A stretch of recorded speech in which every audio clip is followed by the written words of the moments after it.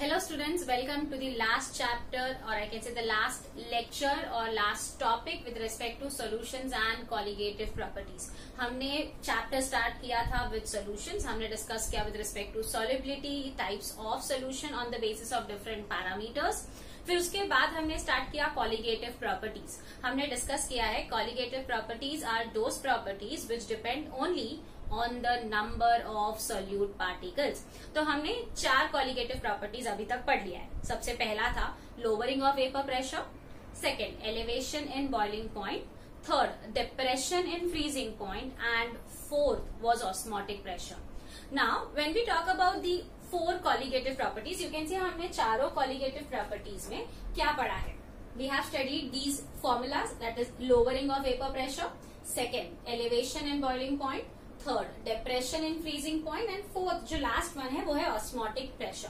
तो you can see all these formulas में if I talk about molecular mass, you can see सारे के सारे कॉलिगेटिव प्रॉपर्टी जो है वो मॉलिक्यूलर मास से इनवर्सली प्रोपोर्शनल है.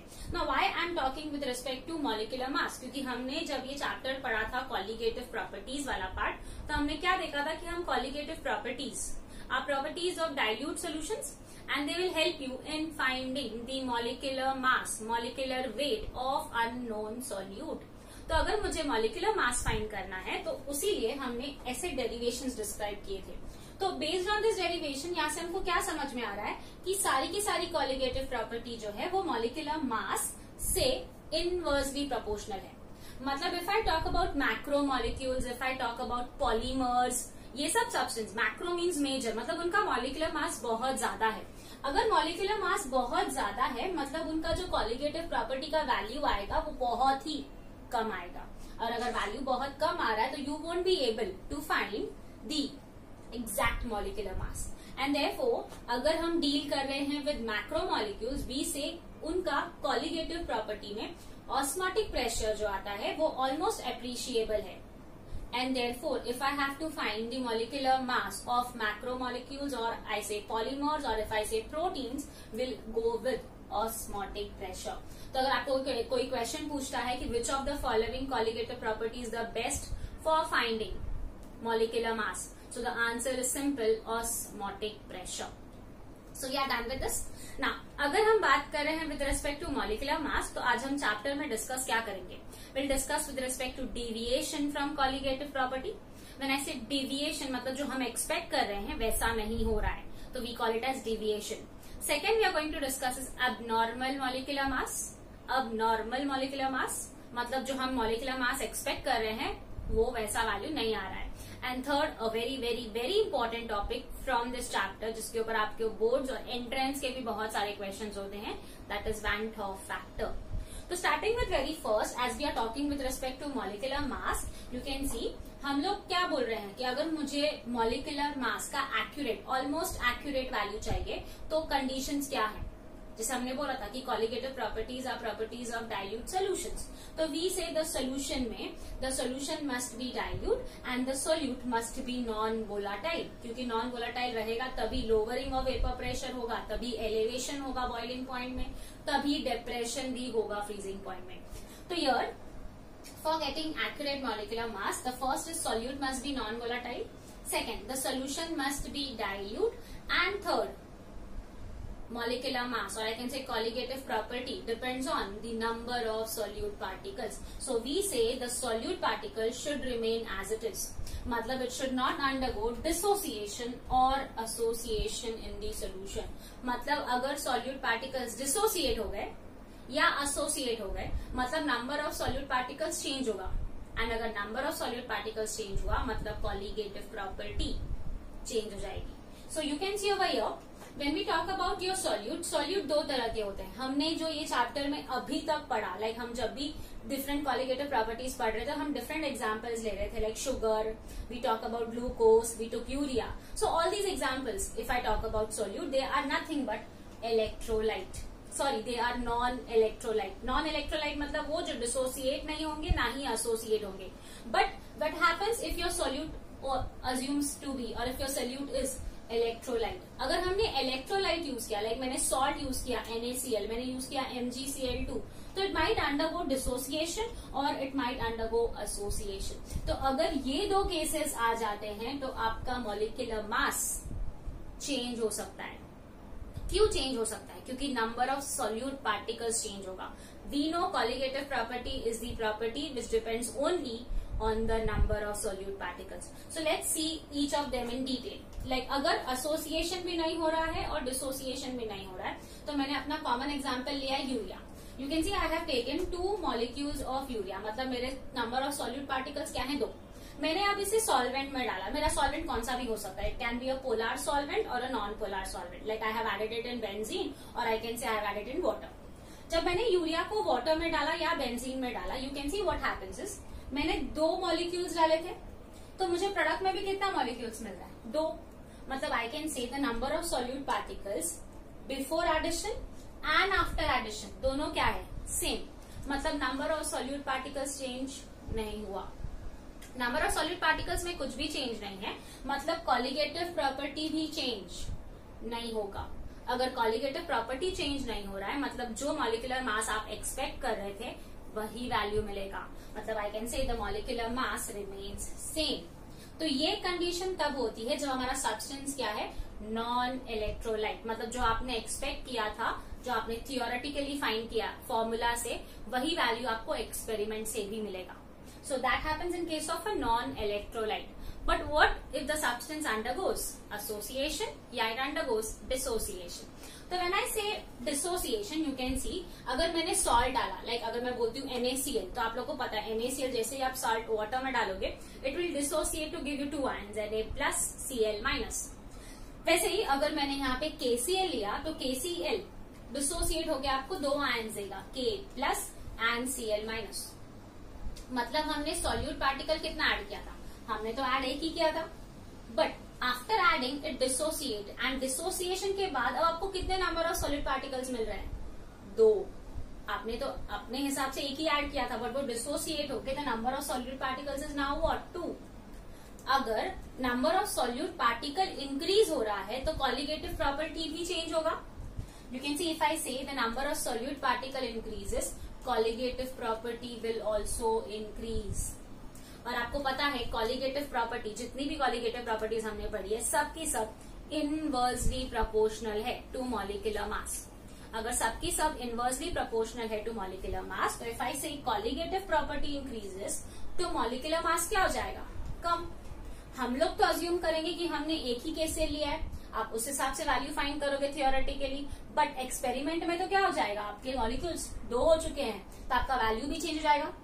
मतलब जो हम एक्सपेक्ट कर रहे हैं वो आपको वैल्यू क्या मिलेगा? The observed molecular mass will be less, और हमको थियोरेटिकली लेस वैल्यू नहीं देगा क्योंकि हम 2 तो अज्यूम ही नहीं कर रहे। So in this case this happens with respect to your electrolytes when they undergo dissociation. मतलब जो हम लोग वैल्यू एक्सपेक्ट कर रहे थे वो नहीं मिला, and because of that we term it as abnormal molecular mass. Let's go to the third case, where is association. Now, association के लिए we have taken is what? We have taken acetic acid और acetic acid, and when I say acetic acid, अगर मैं पानी में add कर लूं, you can see acetic acid का different case होगा different solvent में। अगर आपने acetic acid पानी में डाला ना, तो वो डिसोसिएट होगा, CH3COO minus H plus ions मिलेगा, डिसोसिएशन। बट मैंने acetic acid को बेंजीन में डाला है। जब आप एसिटिक एसिड को बेंजीन में डालते हो, it undergoes dimerisation. When I से डाइमराइजेशन, डाइमराइजेशन मतलब 2 मॉलिक्यूल्स के बीच में इंटरैक्शन डेवलप होगा और 2 मॉलिक्यूल्स कंबाइन होके एक सिंगल मॉलिक्यूल बन जाएंगे। डाइमर मतलब 2 मॉलिक्यूल्स। तो यू कैन सी हमने यहाँ पे कितने मॉलिक्यूल्स ऐड किए थे? 1 and 1। वी एडेड वो 2 मॉलिक्यूल्स, और ये 2 मॉलिक्यूल्स कंबाइन होके कितना बन गया? 1। मतलब आपने जितना मॉलिक्यूल्स डाला उससे कम हो गया, तो मतलब यहाँ पे number of solute particle it decreases. अगर number of solute particle decrease हुआ है, मतलब colligative property will also decrease. You know colligative property is directly proportional to number of solute particles. तो अगर नंबर ऑफ सॉल्यूट डिक्रीज हो रहा है तो कॉलिगेटिव प्रॉपर्टी भी डिक्रीज हो रहा है, और अगर कॉलिगेटिव प्रॉपर्टी डिक्रीज होगा तो मॉलिक्यूलर मास इंक्रीज हो जाएगा। So this also takes place when it is what? An electrolyte. तो हम लोग ने इसके पहले जितना भी पढ़ा था, हम लोग ने यूरिया, ग्लूकोज, शुगर, ये सब मॉलिक्यूल्स ले रहे थे। तो normally they are non electrolyte, तो हम लोग को वैल्यूज में कुछ भी प्रॉब्लम नहीं आया। We got the values to be correct, क्योंकि जो आपने एक्सपेक्ट किया वही ऑब्जर्व भी मिला। But when the substances are electrolyte and if they undergo dissociation or if they undergo association, इस केस में colligative property change होगा, क्योंकि number of solute particles changes. So based on this, when we talk about abnormal molecular mass, we say the solute molecules, they either undergo dissociation or association in the solvent based on their intermolecular behavior. And इसी के साथ से because the number of solute particles changes, we say colligative property changes. Number of solute particle changes, colligative property changes. As we know, colligative property is what? It is directly proportional to the number of solute particles. So if I say colligative property, theoretical मतलब जब हम लोग calculate कर रहे हैं, हम लोग formula में सब्स्टिट्यूट कर रहे हैं गिवन, एंड जब हम फाइंड करते हैं वो हमारा क्या होता है, कॉलिगेटिव प्रॉपर्टी थियोरेटिकल। मतलब वो हम क्या कर रहे हैं, एक्सपेक्ट कि ये वैल्यू आना चाहिए, तो that is your colligative property theoretical, और I can say colligative property expected. जब हम लोग एक्सपेरिमेंट से फाइंड करेंगे, मतलब वो आपको एग्जैक्ट ऑब्जर्व वैल्यू जो एक्सपेरिमेंट किया और हमने ऑब्जर्व किया, तो we say colligative property observed is directly proportional to number of solute particles observed, or I can say colligative property experimental value is directly proportional to number of solute particles in the experiment. So हम लोग ने क्या देखा कि अगर solute particles associate या dissociate हो रहे हैं, मतलब अगर हमारा solute electrolyte है, तो जो वैल्यू हम थियोरेटिकली फाइंड कर रहे हैं और जो हम एक्सपेरिमेंट में देख रहे हैं, दोनों भी वैल्यू सेम नहीं आने वाली। मतलब colligative property observe is not equal to colligative property theoretical. अगर colligative property observed is not equal to colligative property theoretical, मतलब हम लोग को एक ऐसा फैक्टर फाइंड करना पड़ेगा जो हम लोग को हेल्प करेगा कि हमारा दोनों भी वैल्यूज क्या होने चाहिए, same. So like if I say colligative property observed, that is experimental value, will be equal to theoretical value when? तो वो when क्या है? That was introduced to us by the scientist Van 't Hoff, and इसीलिए उस factor को हम बोलते हैं Van 't Hoff factor. Van 't Hoff factor is nothing but it is denoted by the symbol I. When I say I क्या है? We say I is the observed, or I can say I is the colligative property of electrolytic solution upon colligative property of non-electrolytic solution at the same concentration. Now, electrolytic मतलब dissociate हुआ and non-electrolytic मतलब dissociate नहीं हुआ। मतलब अगर मैंने बोला कि मैंने solute डाला था NaCl, तो मैंने एक ही solute डाला, तो एक ही डाला मतलब वो dissociate नहीं हुआ। जब dissociate नहीं हुआ तो मैं उसको क्या लिखूंगी, non-electrolyte की तरह assume कर रही हूँ, मैंने 1 लिया। बट एक्चुअल में एक्सपेरिमेंट में क्या होता है, NaCl डिसोसिएट होकर आपको कितना वैल्यू दे रहा है, 2, मतलब वो डिसोसिएट हो, उसका वैल्यू क्या आएगा, 2, मतलब I can say I is equal to 2/1। तो वी से I, Van 't Hoff factor can be defined as, or Van 't Hoff factor is defined as the ratio of colligative property of electrolytic solution to the colligative property of non-electrolytic solution of the same concentration। हम concentration change नहीं करें, मैंने 1 ही बोला था, right? तो change करके मैंने 2 नहीं लिया, मैंने 1 मॉलिक्यूल ऐड किया तो वो डिसोसिएट होने के बाद 2 हो गया। So same way we can say I is what? I is equal to colligative property observed upon colligative property theoretical.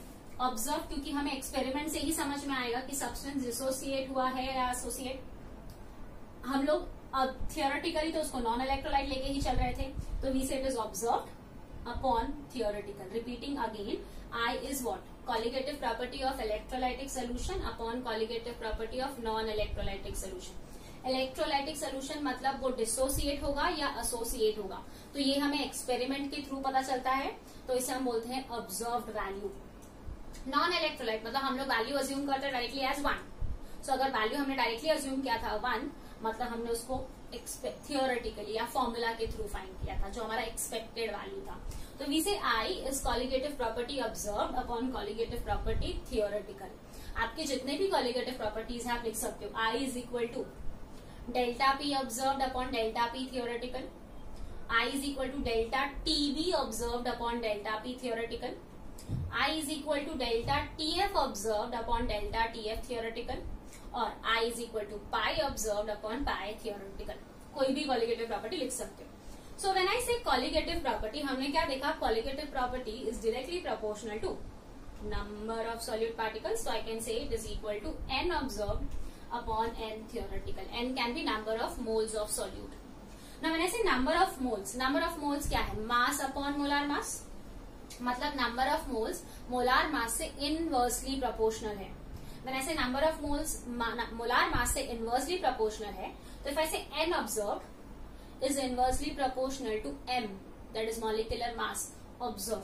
तो ये हम लोग जब लिखेंगे तो you can say it becomes m theoretical upon m observe, क्योंकि n number of moles is inversely proportional to molecular mass. तो ये ऑपोजिट हो गया, ये ऑब्जर्व अपॉन थियोरेटिकल था but m theoretical upon m observe है. So you can write down this Van 't Hoff factor, you can write down this, and on the basis of this formula you can even write down its definition.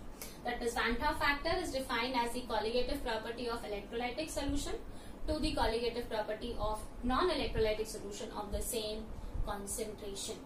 It's like colligative property after association dissociation, and this is colligative property before association dissociation.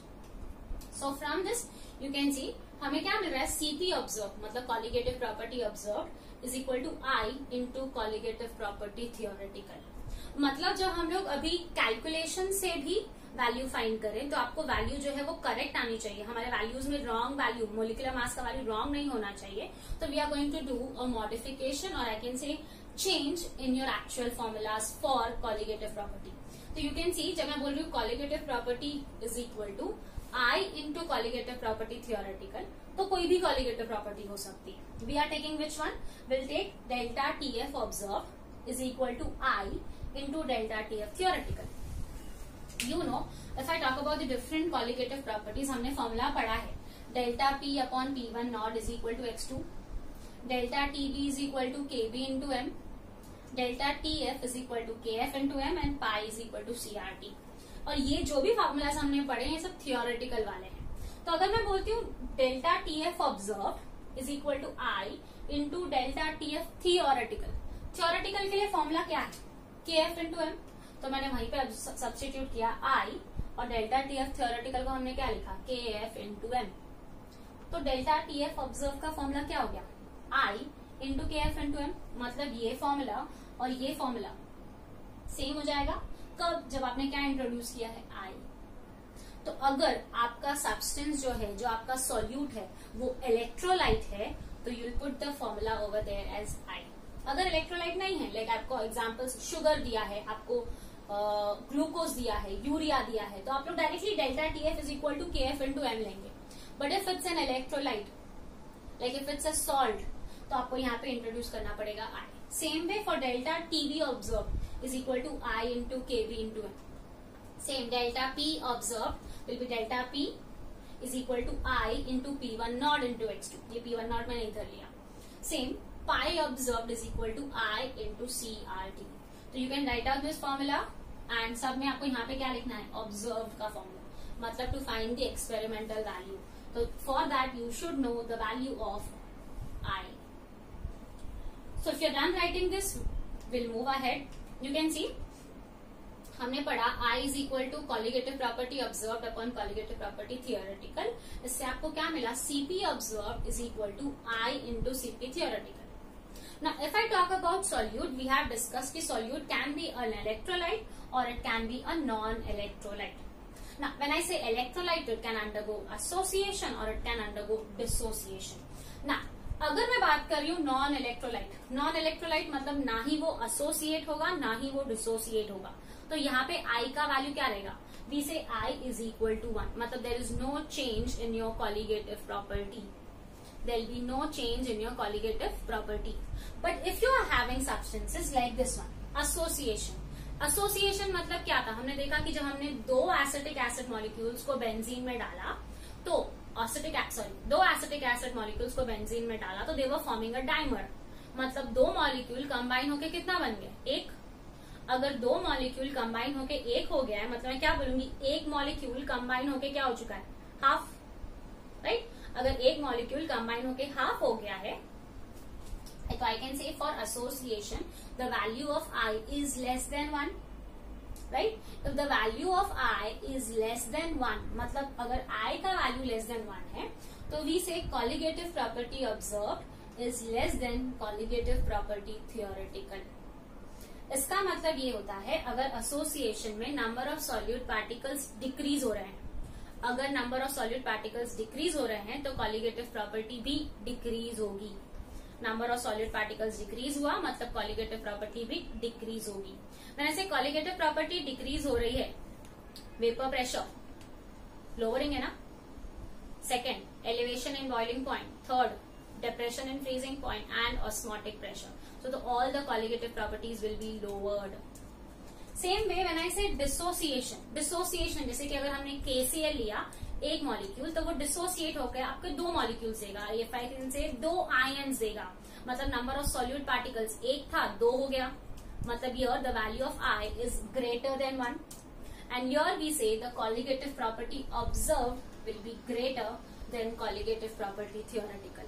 मतलब यहाँ पे number of solute particles बढ़ रहा है तो colligative property increase होगा. When I से colligative property increase होगा मतलब lowering of vapour pressure. Lowering of vapour pressure मतलब वेपर प्रेशर और लोअर होगा. एलिवेशन एंड बॉइलिंग पॉइंट मतलब बॉइलिंग पॉइंट और एलिवेट और इंक्रीज होगा. डिप्रेशन इन फ्रीजिंग पॉइंट मतलब फ्रीजिंग पॉइंट और डिप्रेस और कम होगा. And osmotic pressure will increase. Same way यहाँ पे जब मैंने डिस्कस किया एसोसिएशन, मैंने क्या बोला, number of solute particles decrease हो रहा है तो कॉलिगेटिव प्रॉपर्टी भी डिक्रीज होगी. मतलब when I say lowering of vapour pressure lower नहीं होगा, उल्टा वेपर प्रेशर इंक्रीज होगा.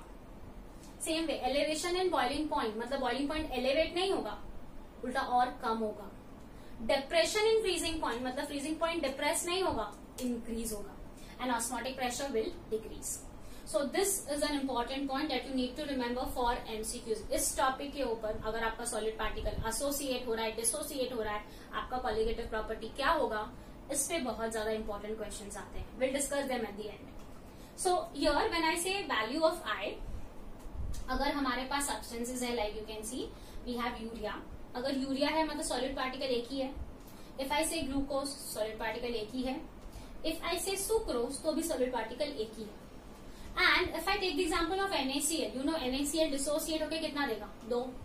If I say Al2SO4 thrice, so you can see Al2SO4 thrice जब dissociate होगा मतलब आपको aluminium मिलेगा 2Al3 प्लस 3SO4 2 माइनस, मतलब आपके टोटल आयंस कितने हो गए, 2 एल्यूमिनियम आयंस और 3 सल्फेट आयंस, मतलब 2 + 3 5.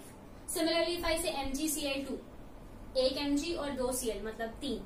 K2SO4 2K plus and SO4 2 minus मतलब 2 + 1 3. सो in this way the value of I can increase और डिक्रीज. यहाँ पे व्हेन आई से देयर इज, ये जो एग्जाम्पल्स हैं ये सब क्या है, नॉन इलेक्ट्रोलाइट्स, मतलब देयर इज नो एसोसिएशन और dissociation. But when I talk about NaCl and aluminium sulphate, here we saw it was undergoing dissociation. And dissociation इसलिए आपने I का वैल्यू क्या बोला, 2 और 5, मतलब I can say here if it undergoes 100% dissociation you can take this value as I. But what if 100% dissociation नहीं हुआ, मतलब मैंने बोला कि यार NaCl डिसोसिएट तो हुआ बट 50% ही डिसोसिएट हुआ, 20% ही डिसोसिएट हुआ, मतलब वो कंप्लीटली डिसोसिएट नहीं हुआ है. तो when we talk about the degree of dissociation, if you remember we have done degree of dissociation, here we take the symbol alpha. So here the next very important topic that we have is we are going to find the relationship between Bantoff factor I and degree of dissociation alpha. This is a very important derivation. आपको directly आ सकता है, write down this derivation या find the relationship between Bantoff factor I and degree of dissociation alpha. So now like अगर मैंने बोला मैंने कोई salt लिया NaCl या मैं बोलूंगी MgSO4 या KCl, तो वैसे ही हमने एक जनरल एग्जांपल लिया है कि I have taken a salt that is AXBY. ना ये जो सॉल्ट है AXBY, इसको हमने किसी सॉल्वेंट में डाला. जैसे ही आपने AXBY को सॉल्वेंट में डाला, it dissociates. And when I say dissociates, it gives you 2 ions, X A with the charge of +Y and Y B with the charge of -X. तो अगर मैंने जब ये सॉल्ट या मैंने ये सब्सटेंस को सॉल्वेंट में डाला, मैंने क्या बोला कि इसके इनिशियल मोल्स क्या थे, आई से इट वाज 1 मोल और आई कैन से m मोल्स, ठीक है। तो जो इनिशियली कॉन्सेंट्रेशन फॉर रिएक्टेंट होता है, प्रोडक्ट उस टाइम पे क्या रहेगा, 0। After some time they got dissociated, like जैसे हमने बोला कि वो 30% डिसोसिएट हुए, 40% डिसोसिएट हुए, मतलब कितना परसेंट डिसोसिएट हुआ है, अल्फा, यहाँ भी अल्फा, एंड ये कोएफिशिएंट्स है ना, तो हम वो कोएफिशिएंट्स लेंगे, तो I say it is alpha x and alpha y, कितना है, alpha x and alpha y. But you know ये लोग प्रोडक्ट कहाँ से बने हैं, यहाँ से m मोल से, तो what we write is m alpha x and m alpha y, मतलब उतना मोल्स है, m alpha x m alpha y, मतलब m में से हमने m अल्फा रिमूव कर दिया, तो मैंने ऐसे m में से m अल्फा रिमूव कर दिया, we can see the equilibrium concentration for your reactant becomes what, m minus m alpha. So from this if AX/BY does not dissociate, मतलब अगर AX/BY डिसोसिएट ही नहीं हुआ, मतलब ये प्रोडक्ट बना ही नहीं, तो वी कैन से कितना मोल्स था, m, तो we call it as what, theoretical moles. Theoretical moles हमने कितना लिया, m, मतलब थियोरेटिकल मतलब हम अज्यूम करते हैं कि सब्सटेंस ना ही एसोसिएट होता है ना ही डिसोसिएट, तो we assume it to be m, but we saw that it undergoes dissociation. तो after dissociation what is the total number of moles, that is your experimental value, observe moles. तो मैंने से observe moles total, हम इस सब values को add करेंगे total, you have m minus m alpha plus m alpha x plus m alpha y, and you can सी सब में m कॉमन है, तो मैंने m पहले ही कॉमन निकाल लिया, what you have is 1 minus alpha plus यहां से भी m निकल गया, तो alpha x and this is alpha y, yes. So now अगर आपको याद है हमने I का फॉर्मूला पढ़ता, I is colligative property observed upon colligative property theoretical, और I can say I is equal to n moles observed upon n moles theoretical. तो now when I say moles observed upon moles theoretical, तो moles observed आपके पास ये है और moles theoretical हमारे पास है m, तो अगर मैंने वो सब्स्टिट्यूट किया तो I is equal to what, m 1 minus alpha plus alpha x plus alpha y divide by m। You can see यहाँ पे हमने पहले ही m कॉमन निकाला था, तो m और m गेट्स कैंसल्ड, मतलब what I get is I is equal to 1 minus alpha plus alpha x plus alpha y. अब मैं इसको थोड़ा सा रीअरेंज करके लिखा, यू कैन सी मैंने इसको अरेंज जब किया तो मैंने पहले लिखा 1, फिर plus alpha x plus alpha y, और ये माइनस अल्फा लास्ट में लिखा।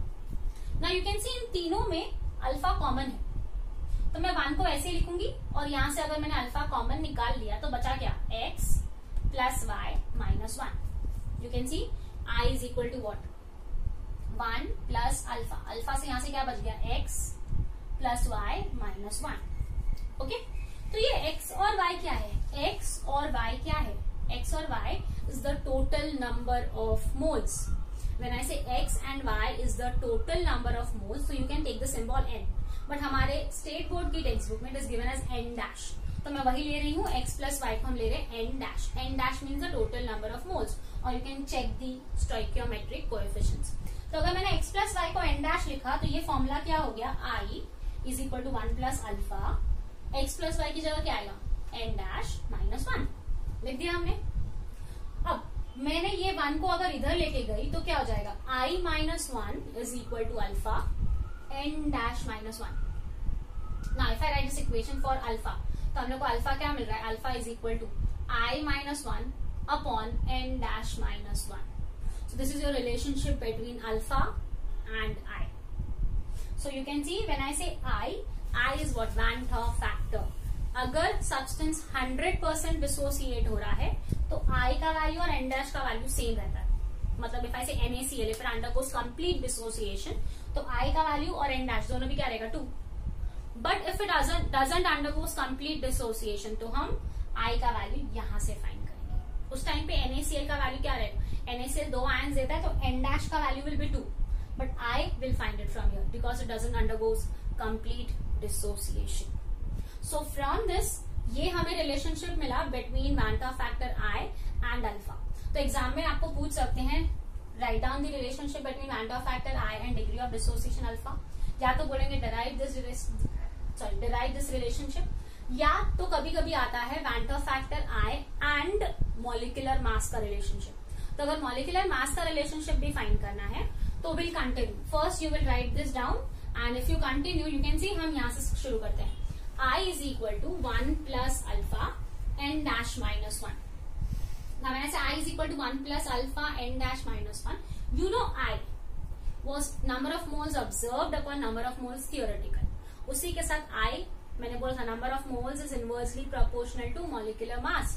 तो we have the formula I is equal to m theoretical upon m observed. M is what? Molecular weight.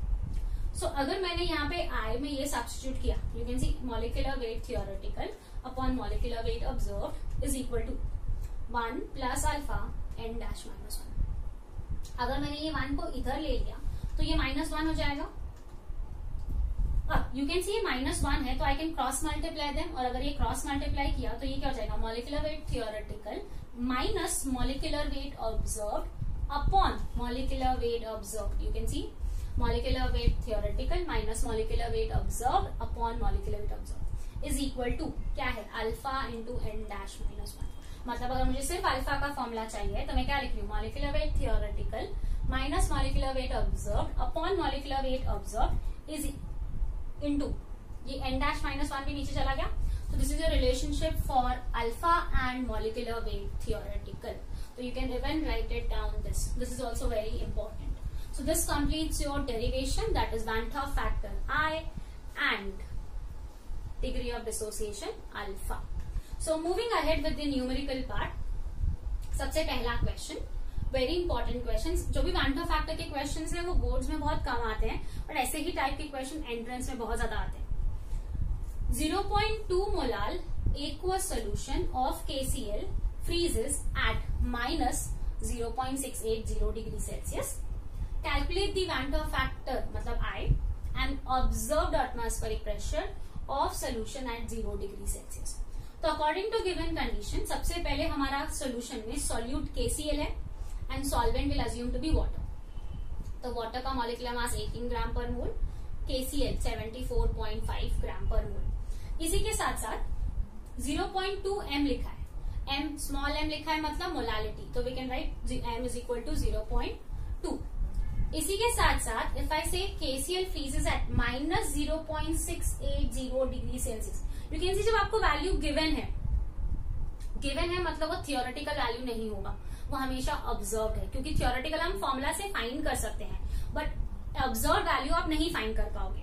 तो जो आपको वैल्यू दिया है ये क्या है? Temperature at which KCl freezes मतलब temperature of the solution that is minus 0.680 degree Celsius. आपको KF भी दिया हुआ है and we need to find what, सबसे पहले आपको फाइंड करना है Van 't Hoff factor I and pi observed. So based on that, if I talk about the formula क्या है? I is equal to pi observed upon pi theoretical, और I can say delta TF observed upon delta TF theoretical. तो हम लोग के पास दो options हैं। Now if I say I have to find I is equal to delta TF observed upon delta TF theoretical. Delta TF observe आपके पास जो है वो TF जो है सोल्यूशन का है। वी ऑल नो सॉल्वेंट का फ्रीजिंग पॉइंट 0 डिग्री सेल्सियस होता है, तो यहां से आपको डेल्टा TF ऑब्जर्व मिल जाएगा। डेल्टा TF थियोरेटिकल क्या है? KF into M। हमारे पास KF है, हमारे पास M है। अगर यहां से आपको I मिल गया तो आपको क्या फाइंड करना है? पाई ऑब्जर्व। पाई थियोरेटिकल का फॉर्मूला क्या होगा? CRT, तो हम वो भी फाइंड कर सकते हैं। So let's start. सबसे पहले you can C first delta TF theoretical is equal to KF into M.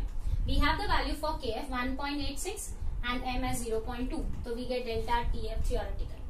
So delta TF observed, as I said 0 minus of minus करेंगे you will get 0.68 degree Celsius को हम directly kelvin में ले सकते हैं, ये हमने पहले भी डिस्कस किया है। So I is equal to delta TF observed upon delta TF theoretical. So 0.68 upon 0.372 when you divide the value is 1.83. चलो फर्स्ट आपको आ गया I. नेक्स्ट हमको फाइंड करना है pi observed is equal to I into pi theoretical. I है, pi theoretical is what? CRT. When I say C, concentration मतलब क्या है? हमें यहाँ पे concentration is number of moles upon volume and molality है हमारे पास, तो हम लोग उसे फाइंड करेंगे 1.83 and n upon v, you can see when I say 0.2 molar solution, मतलब हमने क्या लिया है, number of moles of solute है 0.2, तो 0.2 r we all know 0.082, temperature at 0 degree Celsius mention किया है तो 273 kelvin and will take the volume as 1, क्योंकि वाटर है तो हम अज्यूम कर सकते हैं 1 kg, मतलब अगर मैं बोलूँ 0.2 मोल है मतलब उतना number of moles in 1 kg, मतलब वॉल्यूम क्या हो गया 1 litre. So you can see we get pi observed is equal to 8.19 atm. So from this we have found the answer for pi observed, that is I into pi theoretical. So this completes your very first important boards numerical. Moving to the second question. 0.01 molar aqueous solution of K3FeCN6 freezes at minus 0.062 degrees Celsius. Calculate the percentage dissociation of solute. Percent dissociation मतलब percent alpha find करना है. Kf for water is given. So according to the condition, सबसे पहले solvent water है. Next solute is what, K3FeCN6. 0.01 molar दिया है. हम लोगों को टेम्परेचर भी दिया है minus 0.062 degree Celsius. I can say it is observed value. And Kf is also being given. So from this what you need to find is percent alpha. Formula क्या है, alpha is equal to I minus 1 upon n dash minus 1. तो I हम यहां से find करेंगे delta T F observed upon delta T F theoretical, and n dash we all know, n dash मतलब K3FeCN6 dissociate होने पे कितने number of ions देगा. तो you can see delta T F theoretical is KF into m. KF भी है और M भी है, तो you can multiply and get delta T F theoretical. Now delta T F observe will be what, 0 minus of 0.062, क्योंकि water solvent का temperature 0 होता है. तो I मिल गया delta T F observed upon delta T F theoretical 0.62 upon 0.186. When you divide the answer is 3.33. हमें I मिल गया है. What about N dash. Now when I say N dash, K3FeCN6 जब dissociate होता है, ये एक टाइप का कोऑर्डिनेशन कंपाउंड है. तो यहाँ पे व्हेन आई से FeCN6 ये डिसोसिएट नहीं होगा. कौन सा पार्ट डिसोसिएट होगा, ये आयनिक पार्ट. तो हमें 3K प्लस FeCN6 माइनस मिला, मतलब overall you can see 3 plus 1 कितना आयंस है 4. तो मैंने say N dash is equal to 4. तो यहाँ पे 3.33 minus 1 upon N dash is 4 minus 1. तो व्हेन यू से 3.33 माइनस 1 ये क्या हो जाएगा 2.33 एंड यहाँ पे 3, तो 2.33 divide by 3 will give you 0.78. that is your alpha, and percent alpha अगर बोलते तो multiply that by 100, that is 78%. Moving to the next question. 0.6 ml of glacial acetic acid with density 1.06 gram per ml is dissolved in 1 kg of water and the solution flows at, again experimental है मतलब observed है. Calculate Van't Hoff factor and Kf. Now KF दिया हुआ है, Van't Hoff factor मतलब I find करना है. Given conditions के हिसाब से सबसे पहले सॉल्यूट एसिटिक एसिड है. एसिटिक एसिड का भी all know the formula CH3COOH. Solvent will be water.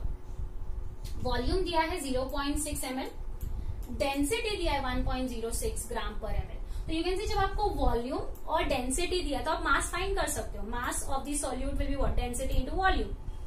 Dissolved in 1 kg of water, मतलब मास ऑफ सॉल्वेंट दिया है आपको. TF ऑब्जर्व दिया है 0.0205 degree Celsius. KF is also being given. We need to find is what, I. तो अगर आपको TF observe दिया है मतलब हमारे पास फॉर्मूला क्या है, I is equal to delta TF observe upon delta TF theoretical. तो यहां से आपको डेल्टा TF ऑब्जर्व मिल जाएगा. Delta TF theoretical we all know KF into M. तो अगर मैं बोल रही हूँ delta TF observe it is 0 minus 0.0205 degree Celsius. उसको हम डायरेक्टली केल्विन में भी लिख सकते हैं ना. डेल्टा TF थियोरेटिकल के लिए आपका फॉर्मूला क्या है, KF इंटू M. आप लोग साथ में भी सॉल्व कर सकते हो या तो पहले M फाइंड कर लो. M is what, molality. Molality what, number of moles of solute upon mass of solvent in kg. वैसे number of moles of solute मतलब मास अपॉन मोलार मास. तो मास तो दिया नहीं है, हमें डेंसिटी और वॉल्यूम दिया है, तो हमने डायरेक्टली यहाँ पे वैल्यू लिख दिया density into volume. Molar mass of solute acetic acid का हमने फाइंड किया है 60 एंड मास ऑफ सॉल्वेंट आपको गिवन है 1 kg. तो व्हेन यू सब्स्टिट्यूट, मोलालिटी आपको मिला 0.0106. Now you have m, you have the value of kf, we can find delta tf theoretical. So you can see kf into m is 1.86 into 0.0106. Multiply करने पे आपको value मिलेगा. Next, I is equal to delta TF observed upon delta TF theoretical. Delta TF observed क्या है? 0.0205. Theoretical is 0.01972. So from this, when you divide the values, हमें value क्या मिल रहा है? 1.0395. So we have got the value for I. So these are very simple sums, but आपको given analyze करने आना चाहिए. Next we have is multiple choice questions and very very important ones. Which of the following pairs of solutions are isotonic? When I say isotonic, मतलब they'll have same osmotic pressure.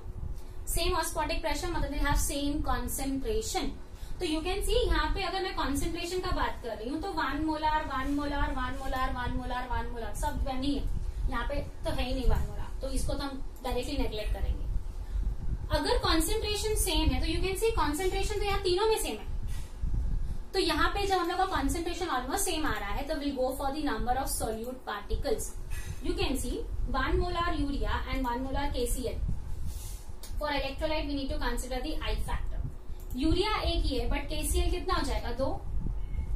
Same way when I से 1 molar urea and 0. दोनों भी electrolytes नहीं है तो will ignore them. Third, 1 molar KCl and 1 molar BaCl2. Ba2 plus and 2Cl minus, तो ये 3 ions देगा, तो हमने 3 लिख दिया. 1 molar urea and 1 molar sucrose, ये डिसोसिएट नहीं होगा, मतलब एज इट इज रहेगा. सो this is the one which is isotonic, मतलब जिसका वैल्यू कॉन्सेंट्रेशन सेम है. Next, which of the following solutions will exhibit highest osmotic pressure? When I say highest osmotic pressure, मतलब number of solute particles should increase. तो you can C urea में number of solid particle एक ही होगा, glucose में एक ही होगा, NaCl Na plus Cl minus 2 हो गया. But when I say alum, you know alum is a double salt. तो अगर हम एलम की बात कर रहे हैं, एलम का formula you can C K2SO4 plus Al2SO4 thrice dot 24H2O. तो K2SO4 अगर डिसोसिएट हुआ तो आपको 2 K प्लस आयन्स मिलेंगे, एक SO4 मिला, Al2 2 मिलेगा एंड SO4 अगेन 3. तो you can see the number of ions that you get is 8.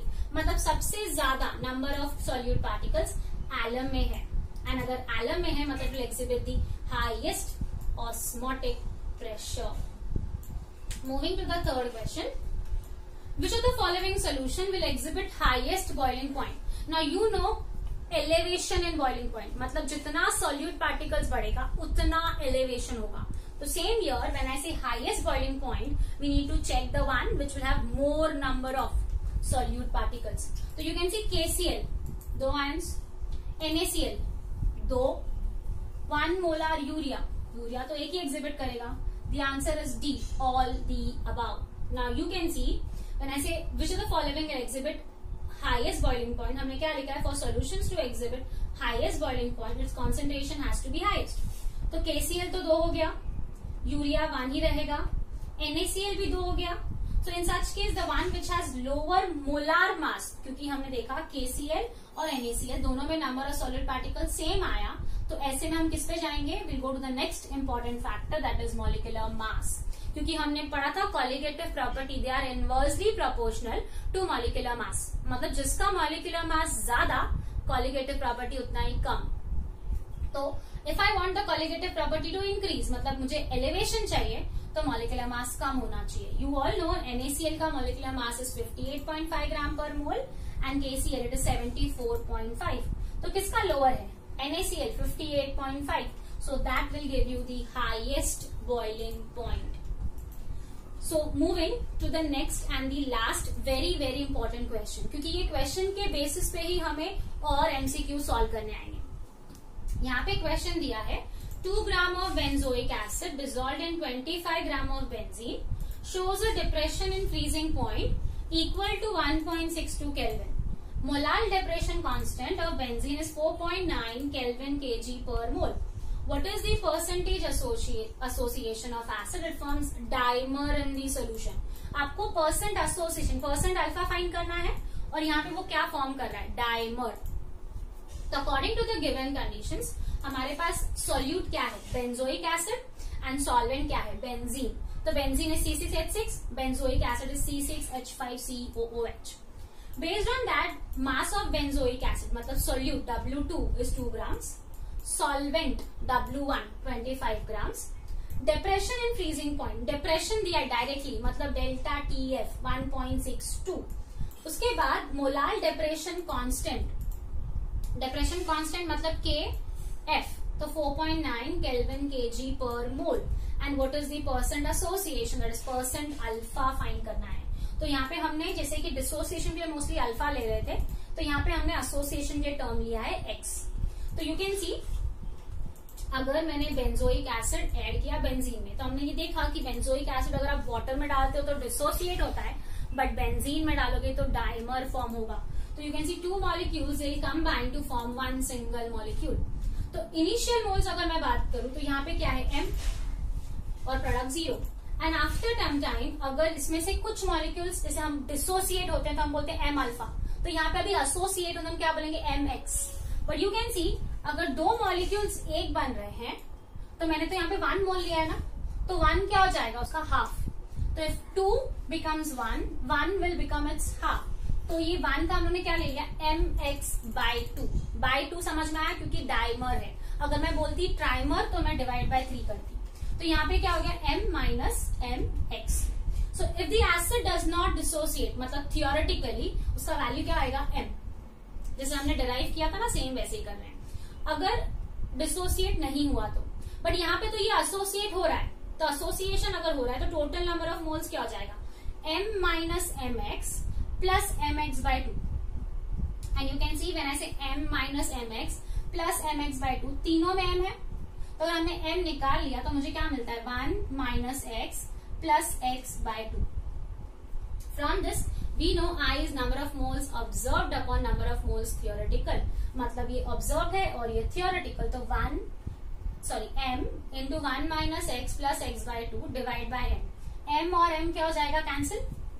और अगर M और M कैंसिल हो गया तो हमें क्या मिला, 1 minus X plus X/2.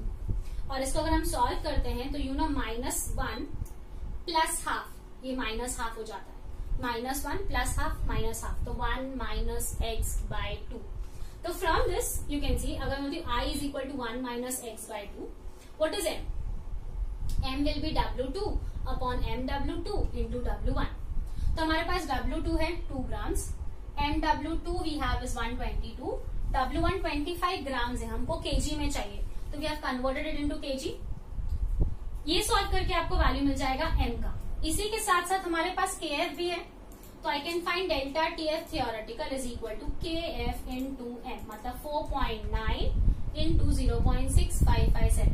तो आपको यहाँ से डेल्टा TF भी मिल गया थियोरेटिकल. हमारे पास डेल्टा TF ऑब्जर्व्ड है तो वी कैन फाइंड I. तो you can see I is equal to delta TF observed upon delta TF theoretical. If I say delta TF observe तो ये वैल्यू हमने given था 1.62, थियोरेटिकल हमने find किया and you got the value of I. ना अगर आपके पास I का वैल्यू है तो हम ये I का वैल्यू यहाँ सब्स्टिट्यूट कर सकते हैं.